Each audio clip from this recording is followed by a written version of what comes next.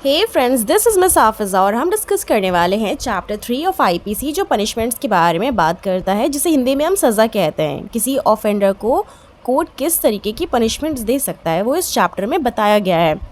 तो दोस्तों सेक्शन 53 से लेकर 75 तक ये डील करता है। इस चैप्टर का सबसे पहला सेक्शन है सेक्शन 53, जिसमें पनिशमेंट्स के बारे में बताया गया है।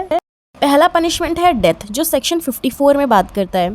फिर लाइफ इम्प्रिजनमेंट 55 में बात करता है। एक नॉर्मल इम्प्रिजनमेंट की बात हुई है नंबर 3 में। इसमें 2 तरीके के होते हैं, एक है सिंपल और एक रिगरस। फिर फ़ाइन की बात हुई है, तो फ़ाइन हमारे आईपीसी के सेक्शन 63 से लेकर 70 तक डील करता है। फिर हमारा लास्ट है फॉर फीचर। अब बात करेंगे थ्योरीज ऑफ पनिशमेंट की। तो 5 थ्योरी होती है दोस्तों। पहला है डेटरेंट, दूसरा रेट्रिब्यूटिव, तीसरा प्रिवेंटिव, चौथा रिफॉर्मेटिव, पांचवा एक्सपायरेटरी थ्योरी। डिटरेंट थ्योरी का पर्पस ये है कि अक्यूज्ड को ऐसा बना दो कि दूसरी बार वो क्राइम कर ही ना पाए। जैसे उसको फांसी पे लटका दो, लाइफ टाइम जेल में बंद कर दिया जाए। तो ये ऐसा फियर क्रिएट करो कि वो अगली बार कोई गलती करने के लिए सोचे। अब दोस्तों, अब अक्यूज्ड तो सुधर जाता है, लेकिन सोसाइटी में जितने क्रिमिनल माइंड के लोग घूम रहे हैं ना, वो भी ये सारी चीज़ें देखकर सतर्क आ जाते हैं। उनको भी लगता है कि अब ये सब नहीं करने का। सुप्रीम कोर्ट ने इस चीज़ को एक्सेप्ट कर लिया है, क्योंकि इंडिया एक ऐसा देश है जहाँ बहुत सारे क्राइम आज भी हो रहे हैं, जैसे रेप हो गया, मर्डर हो गया। तो ऐसे में क्या होता है कि बड़ी बड़ी सज़ा सुनाना ज़रूरी होता है अपने सोसाइटी को सही करने के लिए। रेट्रिब्यूटिव थ्योरी का मतलब रिवेंज होता है, मतलब आई फॉर आई। अब महात्मा गांधी ने बोला कि eye for an eye makes the world blind. तो इसका मतलब ये नहीं कि अगर जो क्रिमिनल क्राइम कर रहा है हम भी वही क्राइम करें आई फॉर आई। मतलब ऐसा थ्योरी निकालो कि अक्यूज जो है वो सुधर जाए। रेट्रिब्यूटिव थ्योरी का मेन पर्पस ये है कि अक्यूज को सेम सज़ा दो और सेम तकलीफ दो जो उसने विक्टिम को दी है, ताकि उसको पता चले कि उसने क्या किया है। नेक्स्ट है प्रिवेंटिव थ्योरी। नाम में ही आंसर छुपा है दोस्तों। प्रिवेंटिव मतलब रोक लेना, अक्यूज को रोक लो ताकि वो फ्यूचर में कोई क्राइम ना कर पाए। अक्यूज को ऐसी सज़ा दे दो कि वो सोसाइटी से बिल्कुल दूर हो जाए। जैसे बिल्कुल उसको दूर, शहर से दूर रख दो, जेल में रख दो, फांसी सुना दो, या फिर उसको ऐसा दूर भेज दो कि उसको कोई पहचानता ही नहीं है। मतलब एक अलग कर दो सोसाइटी से। नेक्स्ट है रिफॉर्मेटिव थ्योरी। दोस्तों हुए में ही छुपा हुआ है आंसर। रिफॉर्म करना, बदल डालना। अक्यूज को बदल डालो ताकि वो क्राइम ही ना कर पाए। Expiratory theory. ऑफेंडर को पता चल गया है कि उसने कोई क्राइम किया है, तो उसको फॉरगिव कर दो। सेक्शन 53 बात करता है ट्रांसपोर्टेशन फॉर लाइफ। ट्रांसपोर्टेशन का मतलब होता है किसी को एक जगह से उठाकर दूसरे जगह पर छोड़ देना। तो ये पनिशमेंट इंडिपेंडेंस से पहले दी जाती थी, बाद में ऐसा कुछ भी नहीं दिया जाता है। अगर कहीं भी किसी ऑफेंस के पनिशमेंट्स जो हैं वो ट्रांसपोर्टेशन फॉर लाइफ दिया गया है या ट्रांसपोर्टेशन फॉर 10 ईयर्स दिया गया है, तो उसको हम पढ़ेंगे इम्प्रिजनमेंट फॉर लाइफ या फिर imprisonment for 10 years, 5 years, what ever, जितने भी साल का दिया गया है।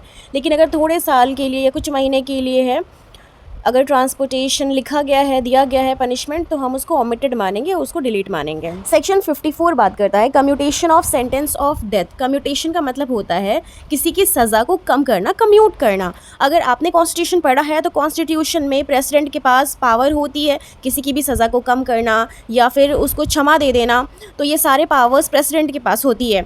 यहाँ पर सेक्शन 54 कहता है कि जो एप्रोप्रिएट गवर्नमेंट होती है वहाँ पर उसके पास ये पावर होती है उस ऑफेंडर को, अक्यूज़ को, जिसको सज़ा मिल रही है, उससे सलाह मशवरा करे, उससे पूछे बिना उसकी सज़ा को भी कम किया जा सकता है। तो ये हमारा commutation of sentence of death की बात है। दोस्तों आप लोग कंफ्यूज मत होना। 54 सेंटेंस ऑफ डेथ की बात करता है और 55 commutation of sentence of imprisonment of life की बात करता है।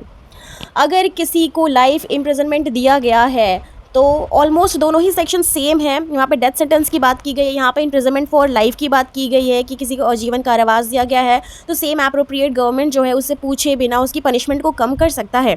तो यहाँ पे अगर किसी को लाइफ इम्प्रिजनमेंट दिया गया है तो वहाँ पर गवर्नमेंट जो है वो उसको 14 ईयर्स की ज़्यादा की पनिशमेंट नहीं दे सकती है। उसको उम्र कैद मिली है तो बदले में उसको कम्यूट किया गया तो उसको सिर्फ 20 साल दिया गया, उसको दिया गया 18 साल, ऐसा नहीं है। उसकी भी लिमिट है। 14 से कम बेशक हो सकती है पर 14 से ज़्यादा नहीं हो सकती है।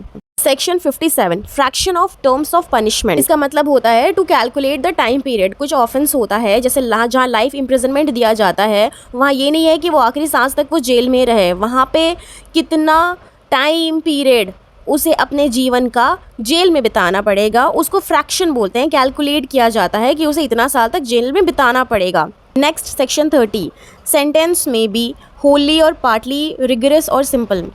अब जो कोर्ट आपको इम्प्रिजनमेंट देती है तो ज़रूरी नहीं है कि वो पूरी की पूरी रिग्रेस हो, पूरी की पूरी वो सिंपल हो। इट डिपेंड्स कि आप ऑफेंस किस टाइप का कर रहे हो।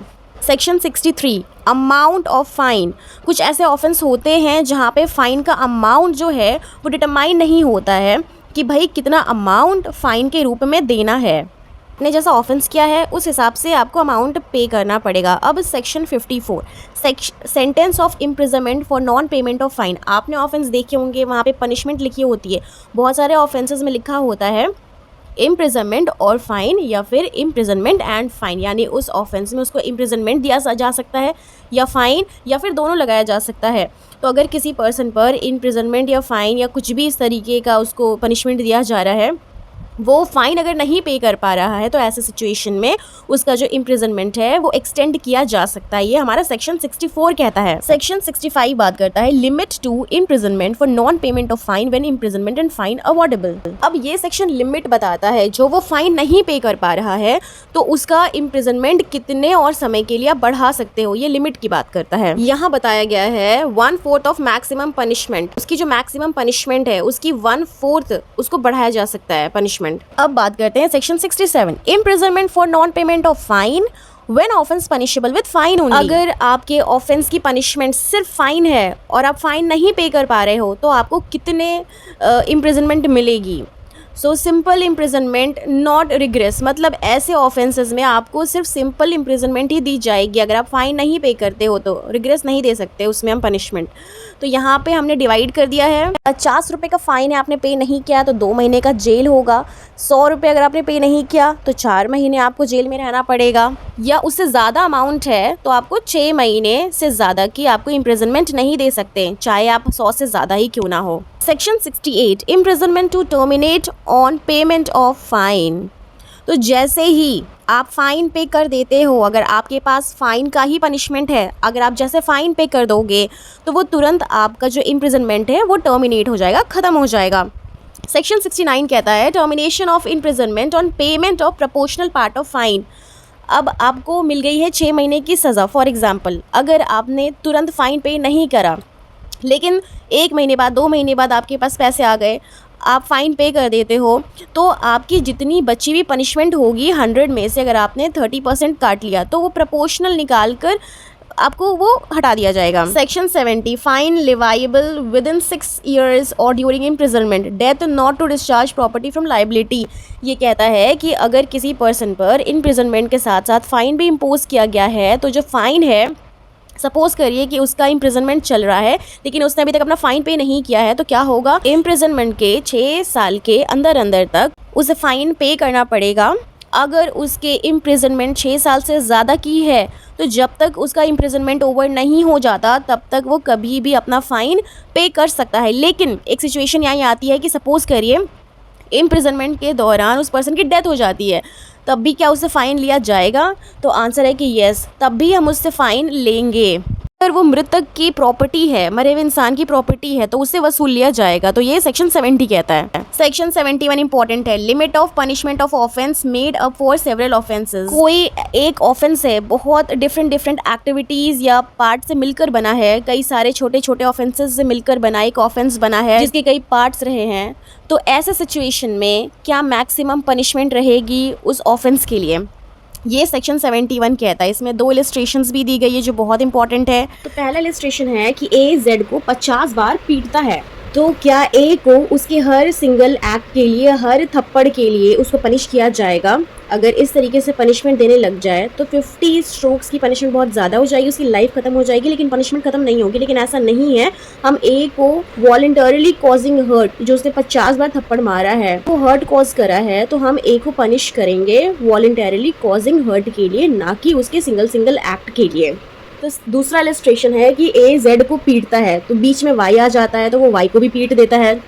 तो ए ने जेड की भी पिटाई की, वाई की भी पिटाई कर दी, तो 2 अलग अलग एक्ट करा है, 2 अलग अलग लोगों पे करा है, तो दोनों ही एक्ट के लिए सेपरेटली पनिश किया जाएगा। इसको पढ़ेंगे सीआरपीसी के सेक्शन 220 के सब क्लॉज 3 के साथ। अब सेक्शन 71 के पार्ट्स को देख लेते हैं। सेक्शन 71 का पार्ट 2 हमें पढ़ना है। पार्ट 2 कहता है कि अगर आपका ऑफेंस 2 अलग अलग डेफिनेशन, 2 अलग अलग ऑफेंस की डेफिनेशन में फॉल करता है तो आप पे दोनों ही ऑफेंसेस की चार्जेस लगाए जा सकते हैं। इसका पार्ट 2 कहता है, जिसको कि हम रीड करेंगे सेक्शन 220 के क्लॉज 3 के साथ। अब दोस्तों पार्ट 3 को हम पढ़ेंगे सीआरपीसी के सेक्शन 220 के सब क्लॉज 4 के साथ ये कहता है कि अगर आपने कोई ऑफेंस किया है, साथ में आपने दूसरा ऑफेंस भी किया है और दोनों ही ऑफेंस को मिला दिया जाए तो एक थर्ड ऑफेंस बन जाता है, तो उस थर्ड ऑफेंस के भी चार्जेस लगाए जा सकते हैं। इसका एक एग्जांपल देखिए दोस्तों कि कहीं डकैती हुई है, सेक्शन 391 में डकैती के बारे में बताया गया है। अब डकैती के दौरान मर्डर भी हुआ है, अगर डकैती और मर्डर को मिला दिया जाए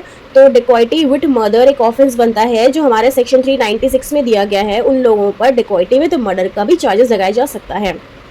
इसका फोर्थ पार्ट है जिसे हम पढ़ेंगे सेक्शन 29 ऑफ सीआरपीसी के साथ। ये कहता है कि हर कोर्ट की कैपेसिटी होती है पनिशमेंट देने की। अगर आपने सीआरपीसी में पढ़ा होगा कि जुरिस्डिक्शन में कौन से ईयर्स की पनिशमेंट होती है, तो जो कोर्ट है अपने कैपेसिटी से बाहर जाकर उसको पनिशमेंट नहीं दे सकता, अपनी कैपेसिटी से ज़्यादा सीवियर पनिशमेंट उस ऑफेंस में वो नहीं दे सकता। ये सारा सेक्शन 71 कहता है। Now let us see section 72. Punishment of a person guilty of one of several offences, the judgment stating that it is the doubtful of which. अब सपोज करिए कि सारा केस सुन लिया गया है और जो अक्यूज्ड है उस पर सेवरल ऑफेंसेस के चार्जेस लगा दिए गए हैं, लेकिन फिर भी कोर्ट ये डिसाइड नहीं कर पा रही है, डाउटफुल है। ये जो डाउट है इसका बेनिफिट अक्यूज को मिल जाता है। तो ऐसे सिचुएशन में जो सबसे लोएस्ट पनिशमेंट वाला ऑफेंस होता है उसकी पनिशमेंट उसे दी जाती है और ये बेनिफिट उसे मिल जाती है। जहाँ पे डाउट होना चाहिए दोस्तों, ऐसे ही नहीं मिलेगा, ठीक है ना, कम आपको ऑफेंस। 73, 74 दोनों सॉलिटरी कन्फाइनमेंट से रिलेटेड है।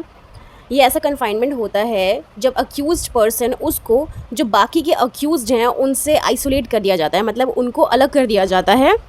सॉलिटरी कन्फाइनमेंट किसी अक्यूज़ को दिया जाता है तो उसको बाकी के जो अक्यूज़्ड हैं उनसे आइसोलेट करके अलग रखा जाता है, अकेले में उसको रखा जाता है। जब अक्यूज़्ड को एकांत में रखा जाता है तब उसको रियलाइज़ होता है कि भाई मैंने ऐसा क्यों किया, इस वजह से क्योंकि उसको प्रायश्चित होता है, उसको पता चलता है, एहसास होता है, इसीलिए उसको सॉलिटरी कन्फाइनमेंट दिया जाता है। और ये ध्यान में रखा जाता है कि जो इम्प्रिजनमेंट होता है वो दो टाइप का होता है, एक सिंपल होता है, एक रिगरस होता है। तो जो सॉलिटरी कन्फाइनमेंट की सज़ा दी जाती है ये सिर्फ उन केसेस में दी जाती है जब किसी अक्यूज्ड को जो इम्प्रिजनमेंट दिया गया है उसका टाइप रिगरस होता है। अब यहाँ पे अगर हम बात करें सेक्शन 73 की, तो सेक्शन 73 जो है ये कहता है अगर सज़ा दी गई है वो 6 महीने की दी गई है, 6 महीने से कम की अगर सज़ा दी गई है किसी अक्यूज्ड को, तो उस केस में जो सॉलिटरी कन्फाइनमेंट है वो 1 महीने से ज़्यादा का नहीं होना चाहिए। 1 महीने से कम का ही सॉलिटरी कन्फाइनमेंट अवॉर्ड किया जाएगा अगर उसे सज़ा मिलती है 6 महीने से कम की। दूसरा पॉइंट है अगर अक्यूज्ड को सज़ा दी जा रही है वो 6 महीने से ज़्यादा की है अगर, लेकिन 1 साल से कम की है, इस सिचुएशन में अक्यूज्ड को सॉलिटरी कन्फाइनमेंट में 2 महीने ही रखा जाएगा, उसे ज़्यादा एक्सीड नहीं किया जाएगा। तीसरी चीज़ कही गई है कि अगर सॉलिटरी कन्फाइनमेंट अवॉर्ड किया गया है अक्यूज्ड को 1 साल से ज़्यादा के लिए, तो इसमें सॉलिटरी कन्फाइनमेंट 3 महीने से ज़्यादा एक्सीड नहीं करना चाहिए। तो इससे पता चलता है कि हम सेक्शन 73 में ये समझ रहे हैं कि ज़्यादा से ज़्यादा कितने पीरियड के लिए हम सॉलिटरी कन्फाइनमेंट दे सकते हैं, 3 महीने का। अब बात करते हैं सेक्शन 74 कहा गया है limit of solitary confinement. Solitary confinement में अक्यूज्ड पर्सन को बाकी अक्यूज्ड से अलग रख दिया जाता है। तो ऐसा होता है ना कि अगर किसी को अकेले में छोड़ दिया जाए तो परेशान तो होगा ही, दिमाग पर भी असर पड़ेगा। तो इस वजह से सॉलिटरी कन्फाइनमेंट में 74 में ये दिया गया है कि एट अ स्ट्रेच आप उसको 14 डेज से ज़्यादा नहीं रखेंगे सॉलिटरी कन्फाइनमेंट में, ये चीज़ कही गई है। दूसरी चीज़ ये कही गई है कि 3 महीने से ज़्यादा का अगर इम्प्रिजनमेंट हो रहा है तो उस केस में 1 महीने में आप उसको सिर्फ 7 दिन से ज़्यादा सॉलिटरी कन्फाइनमेंट में उसको नहीं रख सकते हैं। तो दोस्तों उम्मीद है आपको मेरी एक्सप्लेनेशन अच्छी लगे, तो चैनल को लाइक एंड सब्सक्राइब करना ना भूलें ताकि हम अगले वीडियो में चैप्टर 4 डिस्कस कर सकें।